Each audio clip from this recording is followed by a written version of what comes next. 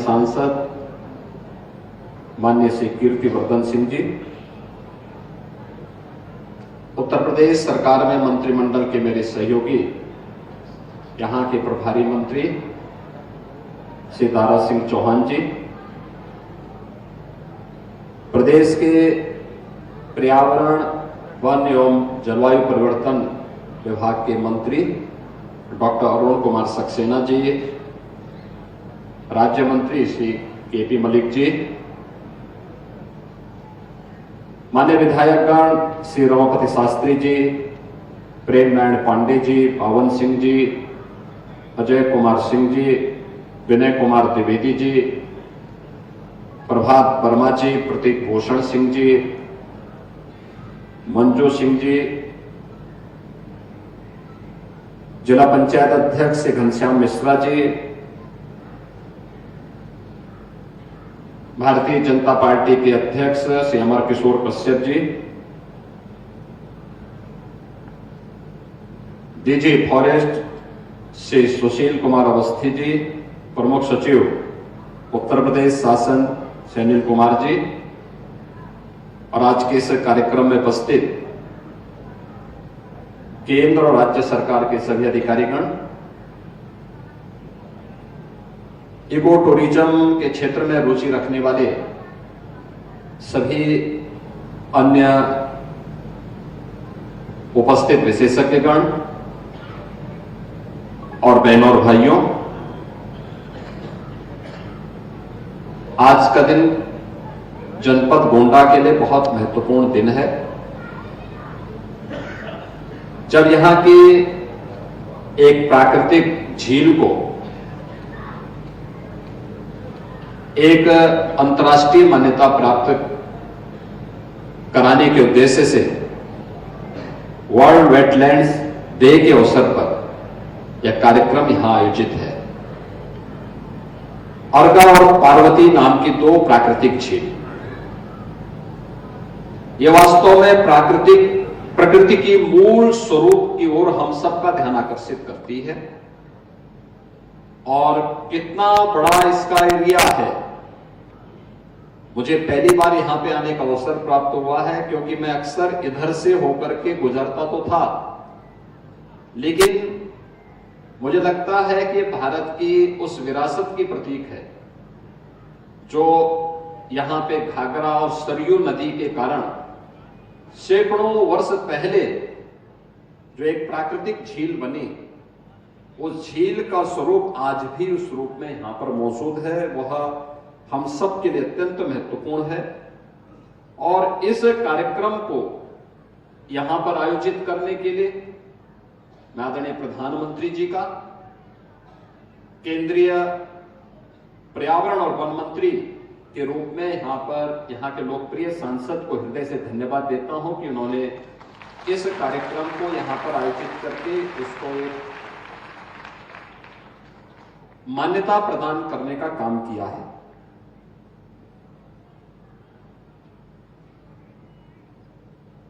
जितनी भी प्राकृतिक झील होती हैं, यानी वेटलैंड्स होती हैं, यह हमारे पारिस्थितिकी तंत्र का एक महत्वपूर्ण केंद्र होता है। यह भूजल संरक्षण के लिए, सिंचाई और पेयजल की उपलब्धता, बाढ़ और सूखे पर नियंत्रण, कार्बन भंडारण और जलीय पारिस्थितिकी तंत्र पर निर्भर वनस्पतियों, वन्य प्राणियों और प्रवासी और स्थानीय पक्षियों के संरक्षण के साथ साथ भोजन, औषधि और आजीविका के व आय के संसाधन उपलब्ध करवाने में ये वेटलैंड्स की एक बड़ी भूमिका है। यानी केवल जलीय पारिस्थितिकी नहीं, बल्कि जीव और जंतु की पारिस्थितिकी इस वेटलैंड्स पर निर्भर करती है। या प्रकृति के मूल स्वरूप को हम सबको अपनी ओर आकर्षित करने का और उसकी ओर ध्यान आकर्षित करने का एक माध्यम भी बनती है। और इसीलिए इस मूल स्वरूप के बारे में ही अथर्ववेद ने कहा, माता भूमि पुत्रोहम पृथिव्या। कि धरती हमारी माता है, क्योंकि हमें जीने के लिए उस प्रकार की पारिस्थितिकी तंत्र को विकसित करने में मदद करती है, और हम सब इसके पुत्र हैं। तो एक पुत्र के रूप में हमारा दायित्व क्या है? एक पुत्र का दायित्व होता है अपनी मां का संरक्षण करें, उसकी सुरक्षा करें और उस दिशा में एक बेहतर प्रयास करें। अक्सर होता है कि इस प्रकार की जो भी साइट होती है वह अतिक्रमण की चपेट में आती है, बेतरतीब वहां पे निर्माण कार्य होने लगता है और उससे वहां पर जो पारिस्थितिकी तंत्र है वह प्रभावित होता है। आज इसका दुष्परिणाम तमाम वेटलैंड्स भुगत रही है। बहुत सारे जीव और जंतु की प्रजातियां इसके कारण नष्ट होती हैं, और इसी को ध्यान में रख करके जो रामसर साइट थी, रामसर का जो इस अंतर्राष्ट्रीय वेटलैंड्स कन्वेंशन में 1971 में यह तय हुआ था कि दुनिया को बचाना है तो हमें इस पर ध्यान देना होगा। ये रामसर ईरान के अंदर एक स्थल है जहां पर एक इंटरनेशनल कन्वेंशन के माध्यम से 1971 से लगातार ये कार्यक्रम आयोजित होते हैं और दुनिया का ध्यान इस ओर आकर्षित किया गया था। और हमें बताते हुए प्रसन्नता है कि आज आदरणीय प्रधानमंत्री जी की प्रेरणा से, यानी देश की आजादी के बाद 65 वर्षों में मात्र 23 रामसर साइट तैयार हुई थी, यानी वेटलैंड साइट को चिन्हित किया गया था जिन्हें मान्यता मिली थी। और पिछले 10 वर्ष में देश के अंदर 63 नई साइट को इसके लिए चिन्हित किया गया। यानी हमें अपने पारिस्थितिकी तंत्र को बचाने के लिए, भारत को समग्र विकास की दिशा में अग्रसर करने के लिए आज प्रधानमंत्री मोदी जी कितने आग्रही हैं, वह इसी से आप अंदाजा लगा सकते हैं। इस 65 वर्षों में हम लोगों ने लक्ष्य प्राप्त किया मात्र 23 का, और पिछले 10 वर्ष में हमने उस 23 साइट को बढ़ा करके आज 89 साइट तक पहुंचाने में सफलता प्राप्त की है। अकेले उत्तर प्रदेश के अंदर आप देखेंगे बहुत सारे ऐसे साइट हैं। उसके संरक्षण की दिशा में भी प्रयास हमें निरंतर करने पड़ेंगे। उस दिशा में एक नई शुरुआत होनी चाहिए। बहुत सारी जगह हम लोगों ने चिन्हित करके भी दिए हैं और मुझे अच्छा लगा कि यह कार्यक्रम उस दिशा में एक नया प्रयास प्रारंभ, इसके माध्यम से हम प्रारंभ करने में सफल होंगे। अगर यह वेटलैंड्स की दृष्टि से, अगर हमने इसको टूरिज्म की दृष्टि से विकसित किया, मैं भी देख रहा था वहां से कि कैसे कितनी प्रकार की चिड़िया यहां पर बैठी हुई है। और याद रखना, ये यहां की स्थानीय भी है और प्रवासी भी है। कुछ पक्षियां तो ऐसी हैं जो हजारों किलोमीटर की दूरी तय करते हुए यहां पर आई हुई है, और फिर जैसे यहां थोड़ी सी गर्मी बढ़ेगी फिर ये यहां से वापस अपने देश की ओर जाने लग जाएंगे। ये अपने साथ वहां की स्मृतियों को भी लेके आते हैं, वहां की परिस्थितियों को भी हमें अवगत कराने के लिए ये प्रेरित करती है। और याद करिए, जो एक छोटी सी पक्षी है कितने हजार किलोमीटर की दूरी तय करते हुए अपने आप आती है, हर बार आती है। ऐसा नहीं कि कभी वह गैप हो जाए, हर बार आती है फिर अपने समय पे वापस भी चली जाती है। यहां के स्थानीय स्तर पर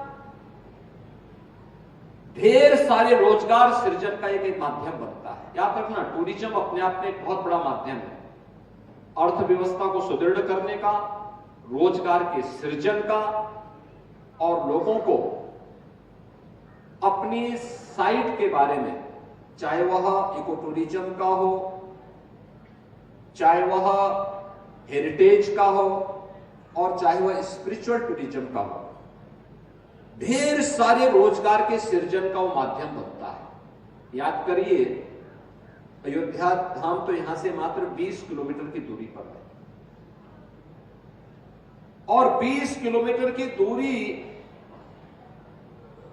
अयोध्या धाम की है। हम लोगों ने थोड़ा सा वहां पे ध्यान दिया, कनेक्टिविटी वहां की ठीक कर ली, थोड़ी सुविधाएं वहां बढ़ाई। 2016 में अयोध्या धाम में मात्र 2,35,000 श्रद्धालु या टूरिस्ट आया था, और 2024 में इनकी संख्या बढ़कर के हो गई है 16 करोड़ 11 लाख। आप अनुमान करिए, क्या 2,35,000 में और 16 करोड़ 11 लाख में कोई अंतर ही नहीं है क्या? इससे वहां पे रोजगार के सृजन बढ़े हैं, कोई गाइड के रूप में, कोई रेस्टोरेंट के रूप में, कोई टैक्सी के रूप में, कोई होटल चला रहा है, किसी ने वहां पर होम स्टे प्रारंभ किया है, किसी ने वहां पे टेंट सिटी प्रारंभ कर दी है, कोई फूल पत्ती और अपने व्यवसाय के साथ जुड़ गया है। अलग अलग प्रकार के कार्य, अलग अलग प्रकार के लोगों को वहां पे प्रारंभ हुए हैं। और आज हम लोगों ने देखा कि यहां पर अर्गा पार्वती इस वेटलैंड्स में यहां के आसपास के गांव और गांवों को भी उसके साथ जोड़ने के लिए जो प्रयास जिला प्रशासन ने किया है, महिला स्वयंसेवी समूह को प्रोत्साहित करते हुए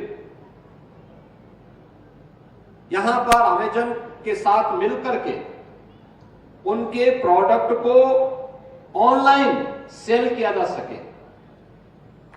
ये प्रोडक्ट अपना देंगे, अच्छी पैकेजिंग। अब तक होता क्या था, प्रोडक्ट तो हमारे लोग अच्छा बना लेते थे, लेकिन हमें मार्केटिंग समस्या थी और पैकेजिंग की भी एक समस्या थी। अब पैकेजिंग के लिए भी उनको तैयार कर दिया गया, अच्छी पैकिंग हो रही है, और मार्केटिंग के लिए इस प्रकार की संस्थाएं आपके बीच आ रही है, उसको मान्यता मिलेगी, लोग प्रोडक्ट के पीछे जाएंगे, लोगों को भी यहां के स्थानीय स्थितियों के बारे में जानकारी मिलेगी। महिला स्वयंसेवी समूह एक बहुत बड़ा काम कर सकती है आत्मनिर्भरता की दिशा में, जो प्रधानमंत्री जी बार बार जिसकी ओर ध्यान आकर्षित करते हैं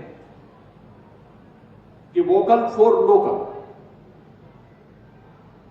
आत्मनिर्भरता का लक्ष्य हम तब प्राप्त करेंगे जब स्थानीय स्तर पर लोग उन चीजों के बारे में बोलना प्रारंभ करेंगे, उसको देखना प्रारंभ करेंगे, उसकी खरीदारी करना प्रारंभ करेंगे। याद करिए, आज से 5 साल 7 साल पहले तक कोई पर्व त्योहार आता था, कोई आयोजन आपके घरों में होता था, तो आप क्या खरीदारी करते थे? आप चीन से के किसी प्रोडक्ट को खरीद करके गिफ्ट के रूप में देते थे।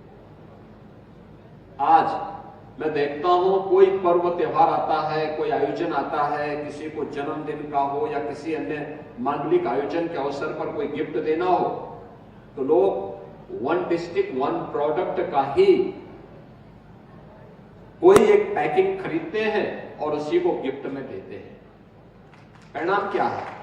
एक हमारे स्थानीय हस्तशिल्पी और कारीगर को उसका लाभ होता है, लोकल मार्केट सुदृढ़ होती है, ढेर सारे लोगों को रोजगार का माध्यम उसके माध्यम से प्राप्त होता है, और ये महिला स्वयंसेवी समूह के माध्यम से भी जो कार्य ये आगे बढ़ रहा है, ये यहां पर उन्हें आत्मनिर्भरता की ओर अग्रसर करेंगे। और आत्मनिर्भरता का ये लक्ष्य अगर प्रत्येक ग्राम पंचायत के माध्यम से हम आगे बढ़ा लेंगे, तो मेरा यह मानना है कि जो हम लोगों ने प्रधानमंत्री मोदी जी के विजन के लोग उत्तर प्रदेश की इकोनॉमी को $1 ट्रिलियन की इकोनॉमी बनाने के लक्ष्य की दिशा में कदम बढ़ाए हैं, बहुत दूर नहीं, अगले 3 से 4 वर्ष के अंदर हम इस लक्ष्य को प्राप्त करने में सफल हो जाएंगे। हमें ग्राम पंचायत को आत्मनिर्भर बनाना पड़ेगा, हमें प्रत्येक परिवार को आत्मनिर्भर बनाना पड़ेगा, और उस दिशा में एक नए प्रयास जो प्रारंभ हुए हैं, टिकरी जंगल को यहां पर ओपन सफारी के रूप में विकसित करना, ये टूरिज्म के बहुत बड़े, इको टूरिज्म के बहुत बड़े केंद्र के रूप में इस पूरे कमिश्नरी को और अवध क्षेत्र को विकसित कर देगा, पूरे क्षेत्र को। कनेक्टिविटी की जिम्मेदारी उत्तर प्रदेश सरकार ने लेके अर्का और पार्वती जो वेटलैंड्स है इसको सरयू नहर राष्ट्रीय परियोजना के साथ जोड़ने के लिए भी सरकार अपने स्तर पर कार्य कर देगी। हमें थोड़ा उस दिशा में प्रयास करना होगा कि कैसे हम लोग इस टूरिज्म के उसको आगे बढ़ा सके। आज गोंडा जिला हुआ नहीं है जो आज से 8 वर्ष पहले था। 8 वर्ष पहले जब सर्वे हुआ था देश का सबसे गंदा जनपद था गोंडा, सबसे गंदा सिटी के रूप में था गोंडा। मैंने तब वहां के विधायक प्रतीक भूषण से कहा था, मैंने कहा यार कैसे विधानसभा से आप विधायक बन गए। और आज मैं कहता हूं जब रैंकिंग आती है तो गोंडा की अच्छी आती है। आज यहां मेडिकल कॉलेज बन गया है।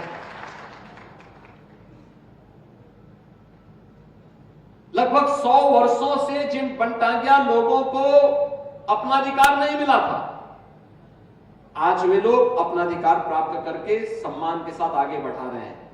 बनटांगिया कैसे लोगों के जीवन में परिवर्तन आ सकता, आज जिला प्रशासन की ओर से उससे संबंधित एक पुस्तिका भी यहां पर रिलीज की गई। अर्का और पार्वती ये दोनों वेटलैंड्स एक इंटीग्रेटेड डेवलपमेंट का प्लान क्या हो सकता है उससे संबंधित भी एक पुस्तक को यहां पर रिलीज किया गया। अन्य वेटलैंड से संबंधित और पर्यावरण से संबंधित महत्वपूर्ण मुद्दों को लेकर के इस कार्यक्रम को आगे बढ़ाया गया है। और मैं आज के इस अवसर पर आपसे यही कहना चाहूंगा कि जो प्रधानमंत्री जी ने 2070 में नेट जीरो के लक्ष्य को प्राप्त करने की दिशा में कदम बढ़ाने के लिए कहा है, कार्बन उत्सर्जन को न्यूनतम करना। कार्बन उत्सर्जन न्यूनतम कब होगा? जब हम पॉल्यूशन पैदा करने वाले उन उपायों को रोकेंगे। आपने देखा होगा पहले लकड़ी में लोग भोजन बनाते थे, फिर केरोसिन मिला, देखा गया कि इसके दुष्परिणाम स्वास्थ्य के लिए भी ठीक नहीं है, प्रकृति के लिए भी, पर्यावरण के लिए भी ठीक नहीं है, तो उसमें सुधार किया गया। अब देश के अंदर 10 करोड़ से अधिक परिवारों को फ्री में रसोई गैस के कनेक्शन उपलब्ध करवाने का कार्य प्रधानमंत्री मोदी जी के नेतृत्व में हुआ। अब याद करिए कि ग्रीन एनर्जी कैसे सहायक हो सकती है। इस दिशा में भी नए नए प्रयास प्रारंभ हुए हैं और मैं इस अवसर पर यह कहूंगा कि उत्तर प्रदेश सरकार ने जो प्रयास प्रारंभ हुआ है, ग्रीन कवर यूपी का बढ़ा है। 210 करोड़ वृक्षारोपण का कार्यक्रम हम लोगों ने पिछले 8 वर्ष के अंदर उत्तर प्रदेश के अंदर किया और उसमें 70% पौधे सुरक्षित हैं और कहीं कहीं पे तो अच्छे जंगल बन चुके हैं, अच्छे वहां पे उनके द्वारा फॉरेस्ट कवर काफी अच्छा हुआ है। हमें इस दिशा में नए प्रयास करने चाहिए। गोरखपुर में इस दिशा में हम लोगों ने एक जटायु संरक्षण केंद्र भी बनाया है। मैं अक्सर उधर देखता हूं, बहुत अच्छा काम वहां पर हो रहा है। और भी जगह हम लोगों ने इस दिशा में नए प्रयास प्रारंभ किए हैं। ये प्रयास आगे बढ़ेंगे इस विश्वास के साथ। वेटलैंड्स इंटरनेशनल डे के अवसर पर मैं एक बार फिर से वर्ल्ड वेटलैंड डे के अवसर पर आप सबको बधाई देता हूं। इस दिशा में प्रयास करने वाले सभी उन विशेषज्ञों का मैं हृदय से अभिनंदन करता हूं। आप सबके प्रति अपनी शुभकामनाएं देते हुए प्रदेश और केंद्र दोनों सरकारों के द्वारा जो प्रयास प्रारंभ किया गया है, संबंधित मंत्रालय और विभागों को हृदय से धन्यवाद देते हुए अपनी वाणी को विराम देता हूं। धन्यवाद। जय हिंद। बहुत बहुत धन्यवाद। एक बार जोरदार तालियों के माध्यम से अभिनंदन वंदन स्वागत परमादरणीय श्री माननीय मुख्यमंत्री जी के उस संबोधन कार्यक्रम की उस अंतिम सोपान में धन्यवाद ज्ञापन, जिसके लिए सादर आमंत्रित करते हुए हमारे बीच उपस्थित संयुक्त सचिव पर्यावरण वन एवं जलवायु परिवर्तन भारत सरकार श्री रजत अग्रवाल। एक बार जोरदार तालियों के साथ अभिनंदन वंदन स्वागत।